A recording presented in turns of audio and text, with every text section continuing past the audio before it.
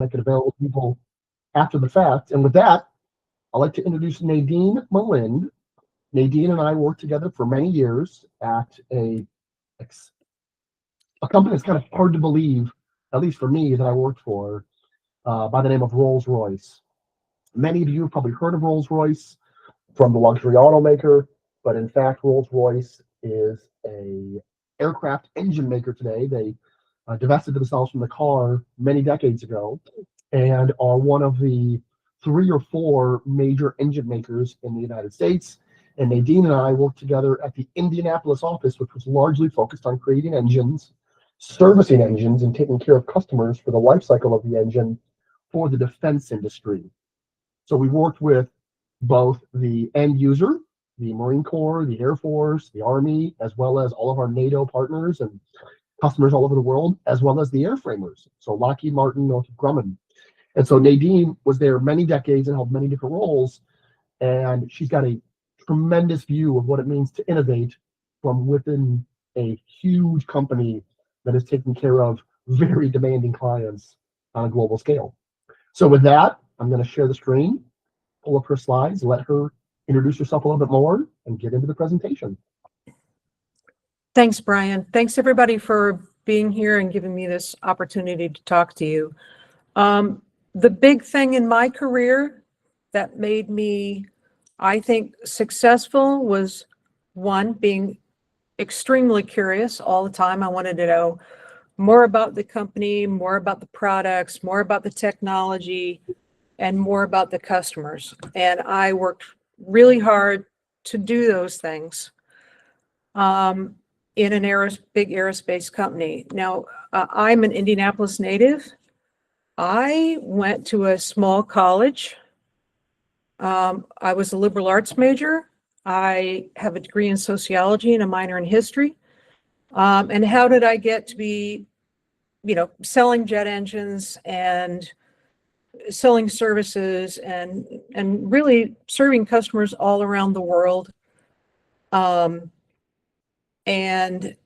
it's kind of a long way from here to there. And I can tell you that many times I had imposter syndrome, but it all came down to being curious, listening to the customer, and working very hard to know what their problems were and how I could help them know my company and how I could influence within the company to help those customers. I started out as a technical writer in customer service.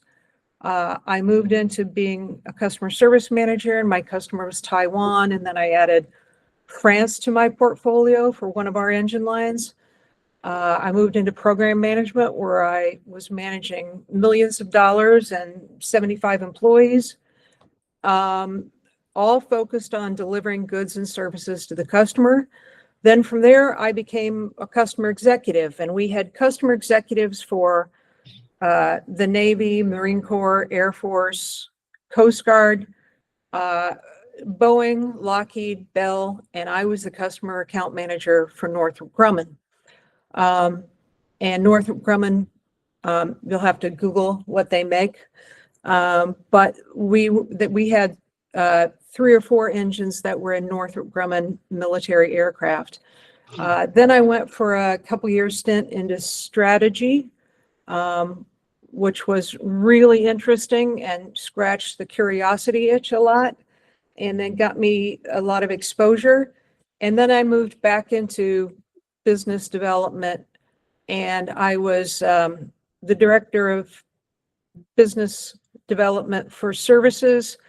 And we were focused on building digital products to offer to our customers, excuse me. And then after 37 years, I retired from Rolls-Royce and went to work for a venture studio here in Indianapolis called Boomerang.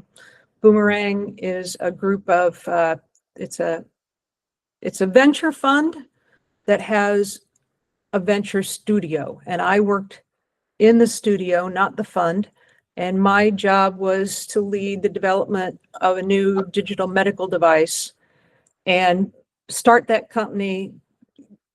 I mean, literally create the company from the paperwork in Indiana to make it an efficiently a company to developing the technology with our partners up at Purdue University to working with customers and understanding how this solved problems for them. And it was a great, great experience. Next slide, Brian.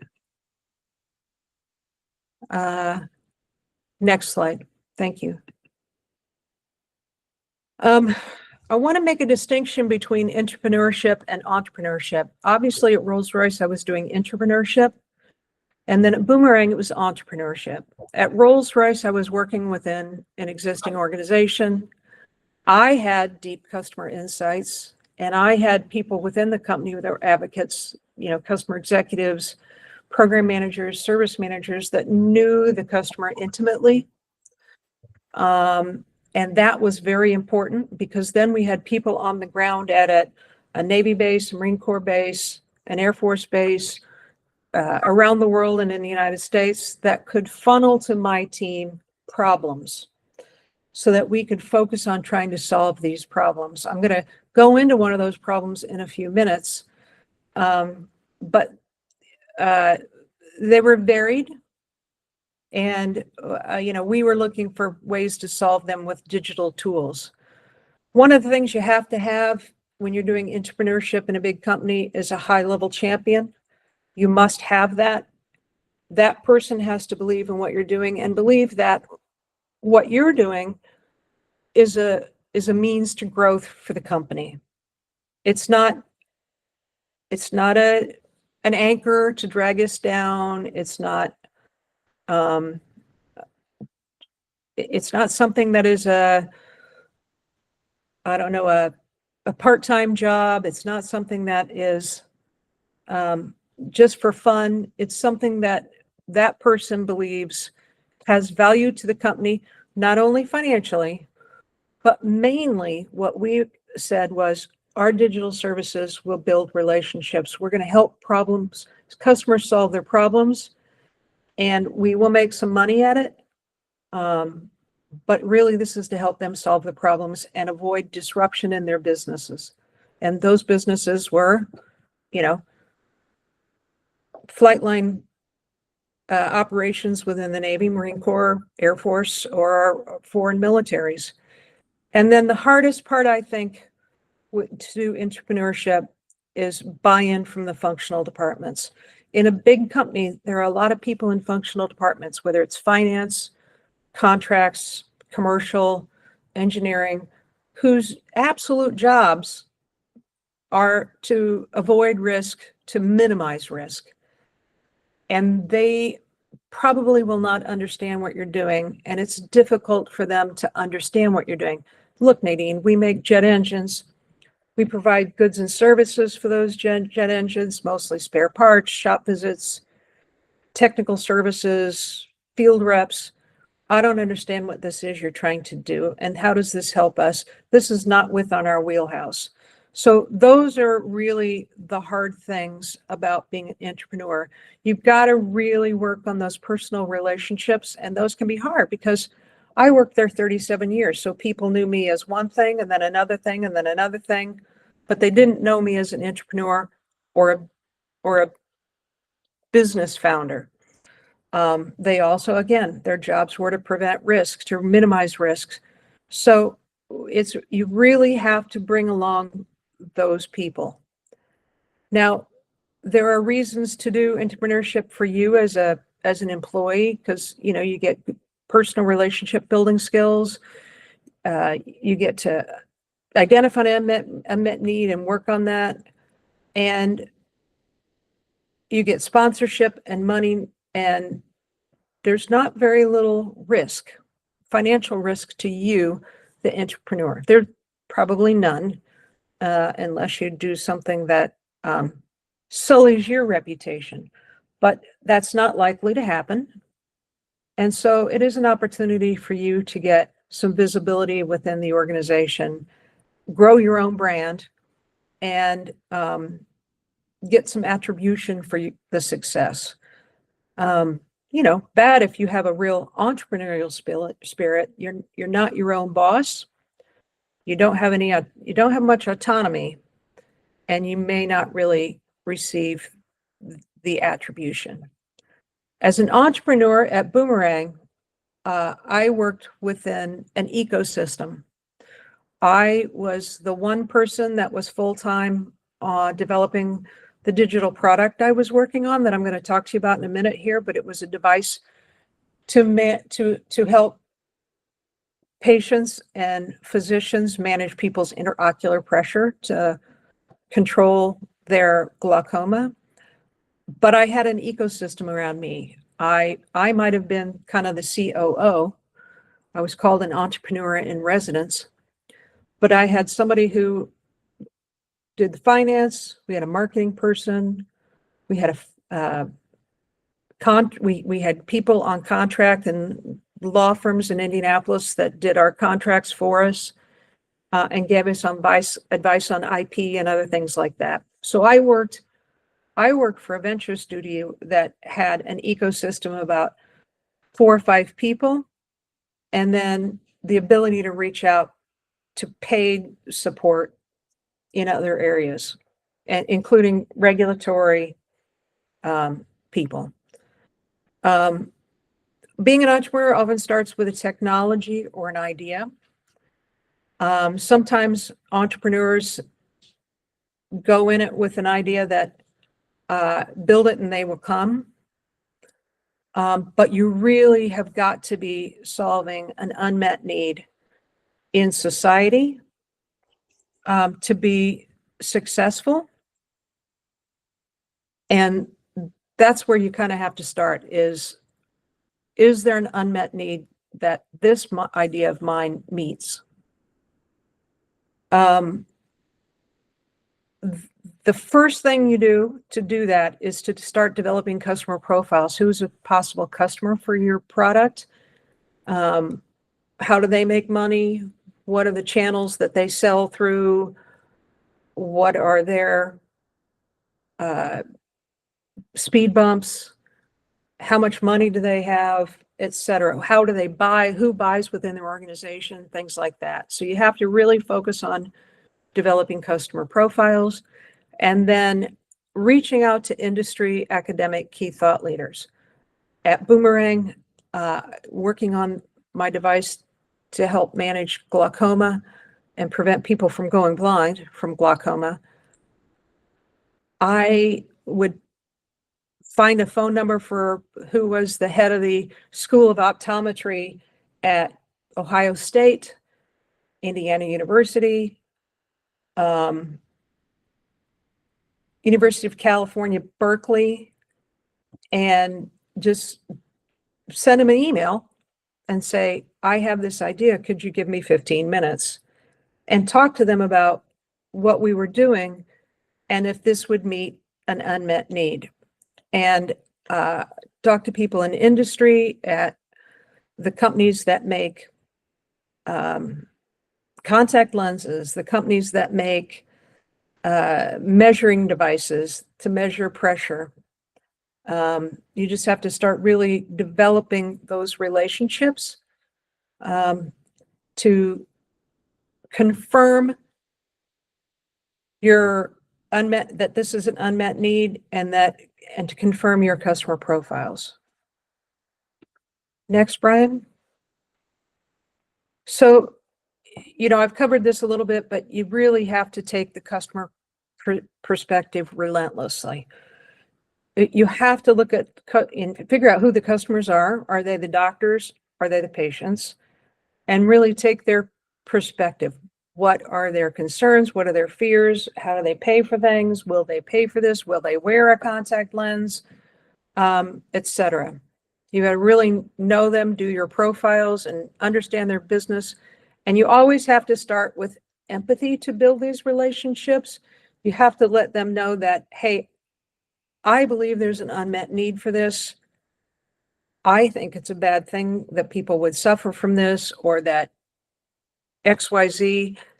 And then start to build your relationships from true empathy, because if you don't, customers will know it. You can't really go into this thinking that this is about you starting a business and making money and becoming rich, customers will feel that. So even though this is a business thing, it kind of comes down to feeling and trust. And then, of course, creating a value map. Does this create customer from your value for your customer? Do they want it? Does this align with their needs? How did I do this? At Rolls-Royce, I did it by interviewing our customer service teams, then going out with them to meet their customers wherever it was. Fortunately, I got to make a few trips to the UK to visit with the RAF, but meet with the Navy, the Air Force, and say, do you have a problem with this?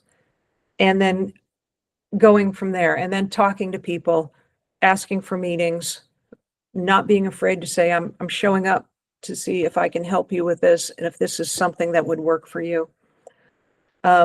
Remember that these customers have jobs that they have to do. I'm going to talk to you a little bit about foreign object damage on flight lines, and there's a job to be done there, and I'll talk to you about that in a minute. All right, next one. And I think I've kind of been through this, but does it solve a customer's pain? Are you talking their language? And does this help them to scale, to grow, to solve a problem? So, businesses exist to solve customer problems. If you focus on creating value for yourself and your company, the customers will know that intuitively. Even in my roles at Rolls-Royce, where I was working on a proposal to a customer that they had asked for, there was always this feeling that they thought I was self-serving or only serving the company. And I had to not only let them know I was doing that, but behave in that way and actually work in a way that I was going to get to a win-win for me, for the company, and the customer. Two more. Brian, forward. The next one, please. All right. Again, you have to be very curious about your customers' business. You have to make them feel like you really care. And their success means your success. Win-win relationships are key. Never think you're going into a negotiation or pitch to win. You're going in to inform, convince, but present a solution.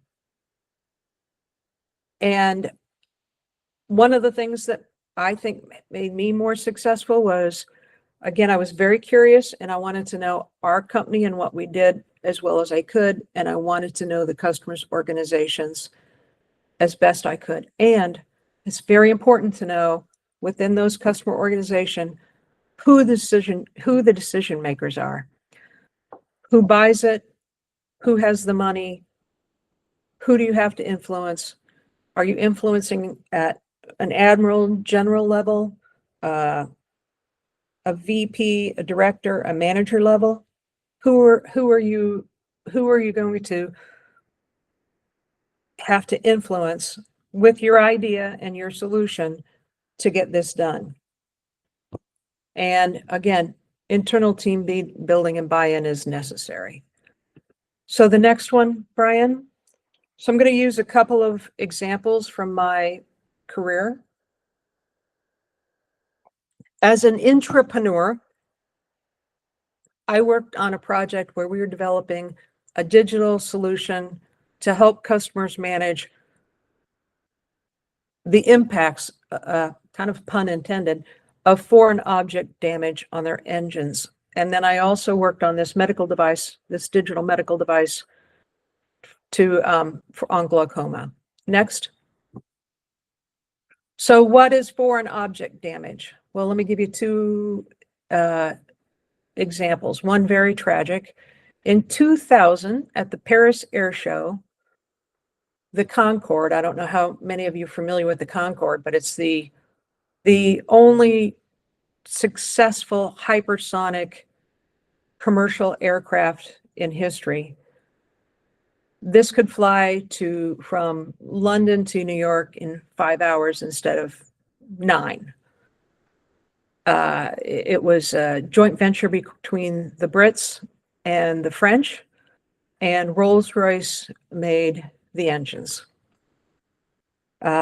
in Derby in the United Kingdom. The Concorde was at the air show in Paris, and when it was about to take off, the airplane running down the runway before it lost a piece of a shroud or some cowling, and it was on the runway. When the Concorde rolled down the runway at very high speed, that cowling popped up, hit the bottom of the aircraft, tore through the wing, through a fuel tank, and blew the plane and caused a fire and basically blew the plane up. Everybody on the ground died, everybody in the airplane died, and 4 people on the ground died. That's an example of foreign object damage. Something goes into the front of the engine or hits the aircraft that does damage. Now, most of the time, FOD isn't that severe. It just causes maybe a nick in a part of the front of the engine or a little bit of damage on the aircraft or the landing gear, but doesn't cause a severe accident.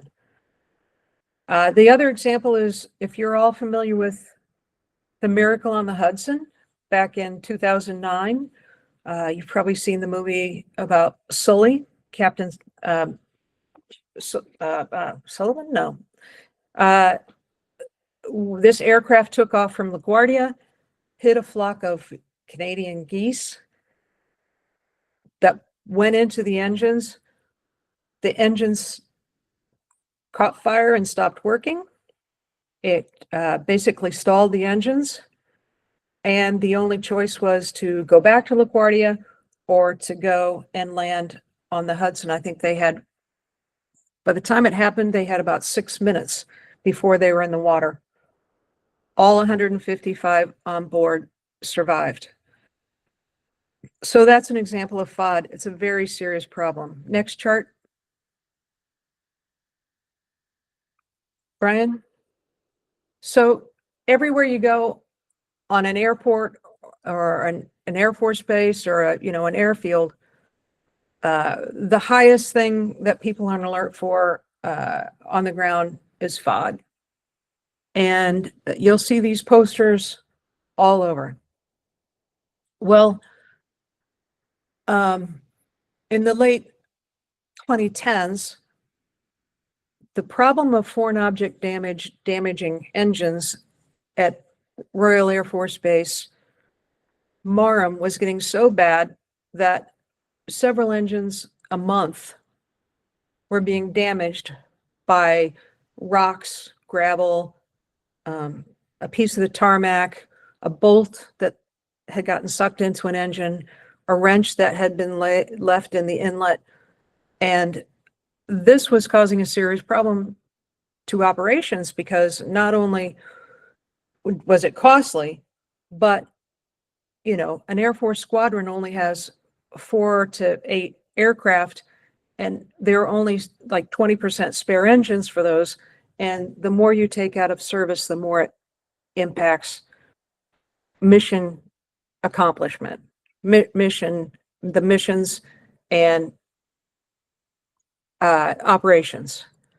So it would cause extra maintenance. People would have to remove an engine, send it to the shop. Sometimes it could be fixed there at the base. Sometimes it had to go to what's called a depot or heavy maintenance facility.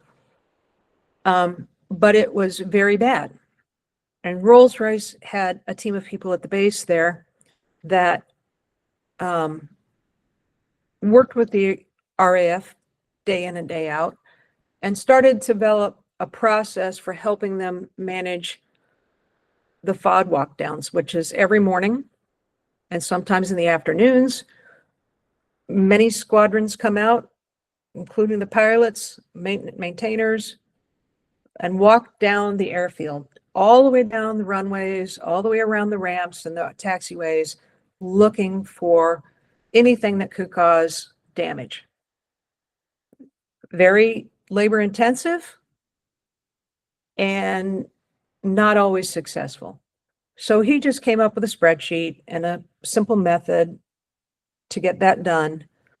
And with that, they could see where on the field it was happening, maybe what squadron had been there, maybe there was a visiting squadron of helicopters that had been there. And one day he was standing there by a sign, this like a FOD sign, and was thinking about his spreadsheet and how much work this was. And he said, you know what, there should be an app for that. And I think that's one of the most brilliant entrepreneurial things I've ever heard. There should be an app for that. And so next slide, Brian. They went from a spreadsheet to providing phones with an app for initial data collection. The phone could take a picture of the FOD, geolocate it, and send that to a computer on the base. Then from there, they built an analytics platform that connected the app with operational data. Then they could see what squadrons had been in these areas at this time, and maybe there had been visiting helos or visiting squadrons or maintenance done, or they'd mowed the lawn around that runway. And then from there, Rolls-Royce started to build a team with the customers and included other industry teams, like companies that built the app for us, that built the web-based platform, companies that had sensors that we could put on ramp vacuums, that we could put on lawnmowers. And then we were also working with a company that had radar that could really pick up items on the runway that were the size of a washer or a screw. And that went very well for a while. We did get an initial contract with the RAF that went well. We started looking at other technologies that Rolls-Royce was developing that we could add to that. And we partnered with these other companies. And then the US Navy propulsion directorate stepped in and said, you know, this is all great, and we'll give you a contract for the FOD app and the phones, and then we're taking over. And then they started bringing in big technology companies like literally Microsoft and Moog and other companies that supplanted us. But we had the idea, and it was a great relationship with the Navy while it lasted, and then they decided to bring in these kind of big hitters, and we lost our spot. But it really did solve an unmet need, and it got us a lot of good feelings with the RAF. All right, next slide. So just a little bit about glaucoma. It's the #1 cause of permanent blindness in the world. You can have cataracts; those can be fixed. You can be blind from cataracts, and your lenses can be replaced. There are some other things that cause blindness, but this is the #1 factor. It's a big problem, lots of people, lots of opportunity. The key factor is generally your interocular pressure, the pressure in your eye. You might go to the eye doctor sometime, any one of you, and you'll get that puff of air in your eye that they're basically using that sensor, that air, as a rebound effect to determine how high the pressure in your eye is. And if that pressure is high, they will start monitoring it, and they might monitor that pressure for 2 years, 5 years, 10 years, maybe have you using eye drops. And the only way to actually say you have glaucoma is to wait until the damage in your eye is so much that it's irreversible, right? So You try to control your pressure with drops, year after year, then maybe a stent that helps reduce the pressure. And that might be your lifetime, might that work. But for 80 million people in the world, it doesn't. And that number is just growing as the population of our country and the population of the world is aging. More people are coming, are being born, and that's just gonna get worse. The big problem is that people who have glaucoma probably only get their eye pressure tested 4 times a year, 6 times a year, at max 12 times a year. And that takes a lot of time for the clinician. And by the way, we have fewer and fewer ophthalmologists and optometrists. We don't have enough. So anybody that comes in just to take 15 minutes with them to have their pressure tested and have somebody look at their eye is taking up valuable time for people that might have needs as well. So a lot of people have developed devices to try to solve this problem, and it's an unmet need that we confirmed through many interviews I did. I traveled around the country. Like I said, I met with people at universities, big healthcare providers, surgeons at Indiana University, Johns Hopkins, etc., and they all agree this is an unmet need. So you can go to the next slide, Brian. So, one of the things that we did that you're going to do, whatever you're working on, is know your customer, do customer profiles. There are lots of tools out there to help you do customer profiles, to help you do some of these things. A couple that I would lead you to are business model canvas development, business model development from a company called Strategizer. These books are available online. They're very simple. They walk you through some of these things. And of course, there are lots of other tools out there that can help you with these things. And again, one of the things to know is the patient journey. How does the patient get to you? How does the ophthalmologist, optometrist make money? You have to know these things before you go in to them, because you may go in with what you think is a really smart idea and they're going to shoot you down pretty quickly that says, well, that's not how I make money. Or I don't have a patient that's willing to do that. Or my patients would wear a contact lens that will monitor their eye pressure. Because even though they're 75 years old and they don't wear contacts now, they wore them when they were 40. They wore them when they were 30. Yeah. So it's just, you're going to get a lot of opinions. Next slide. So, here's the innovation. The one on the left is the standard tonometry. People are going to look at your eyes. They're going to measure the force to try to flatten a part of your cornea to see what your pressure is. Again, they only can do that in the office. There are some devices that you can use at home, but you have to be awake, you have to be sitting up, they're hard to use, and it's well known that your eye pressure is higher at night when you're sleeping or when you wake up in the morning.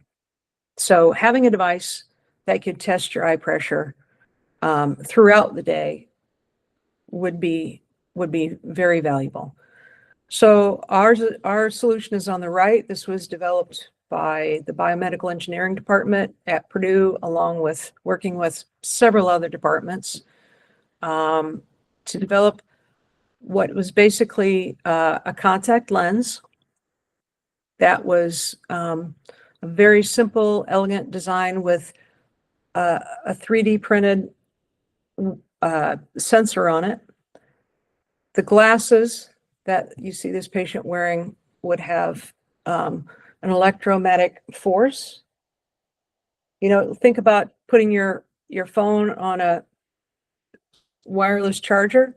That's electromagnetic. It is sending electricity from one device to the other and is charging the battery of the other one. Well, this one would resonate the sensor on the contact lens catch that resonance and, basically meter it as pressure. And then there was a handheld device that would collect all that data. And that data, we had big visions of sending that data to the doctors immediately, or sending it the next day, or sending it quarterly, or whatever the doctors wanted. And being able to use this as much as the patient and the doctor wanted, whether it was wearing a contact lens for 24 hours or just wearing it for a few hours. Now you see on this, it's wired from the glasses to the device, but eventually they wouldn't be wired.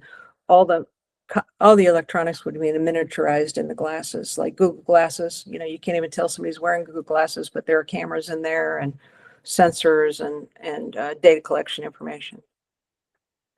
So that's that. Next, Brian. So, this was a great value proposition. We're trying to work on making sure the pricing was reasonable, et cetera. I don't really have a get off the stage slide, but these are two examples of how you might work as an entrepreneur and an entrepreneur. And there are very similar things happening, but they're different. And again, in my mind, it all starts with the customer, knowing what they need, what's their value proposition, having empathy, and strong, appropriate relationships with your customers, and listening. Any questions, Brian? Anybody that I could answer?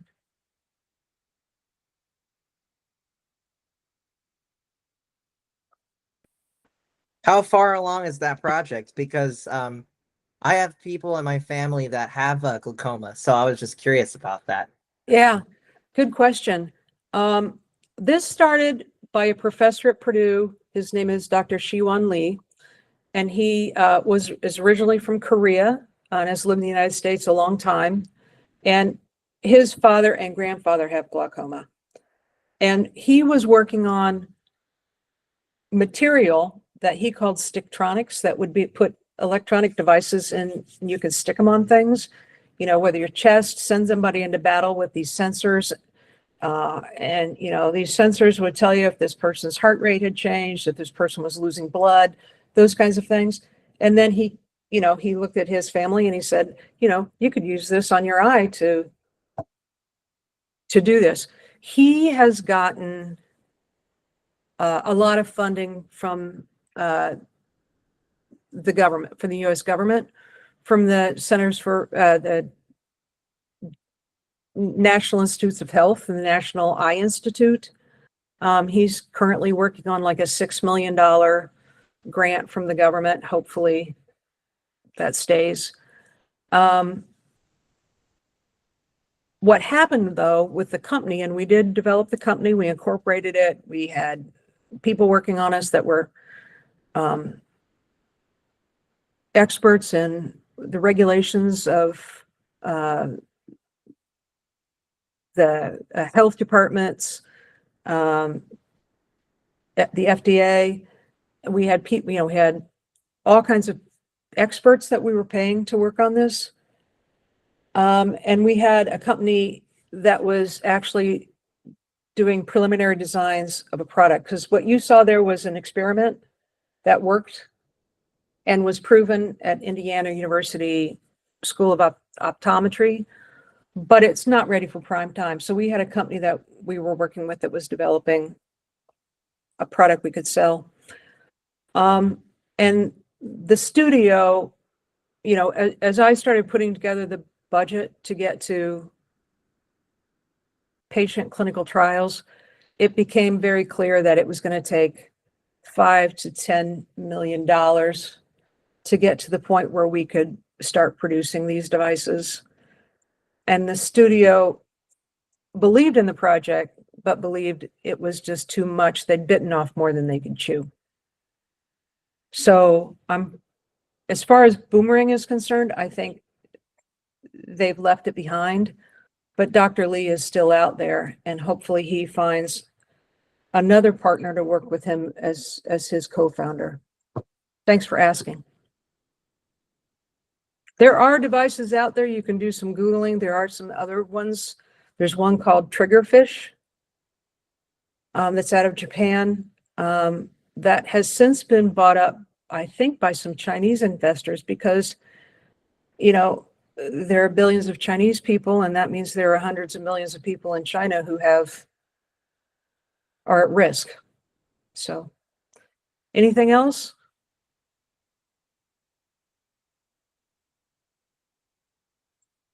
I don't think we can Can't hear hear- you, Brian.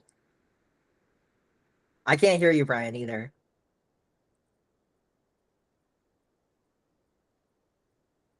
Well, we're waiting for Brian. I just want to say thank you very much for your patience and for listening to my story. And if there's ever anything I can do to help you with the experience that I have, I would be more than happy to talk to you anytime. I'm now retired after I left Boomerang. And what I do is do a lot of volunteering. I volunteer for Purdue Innovates. And I'd be happy to talk to you at any time. Brian can give you my details. Hi, I just wanted to say thank you so much for being here today and giving us so much value. I really enjoyed it today. Thank you very much. I appreciate. Thanks, Grace. Yep, I really appreciated that too. It's really insightful hearing Thank the you. process. Thank you.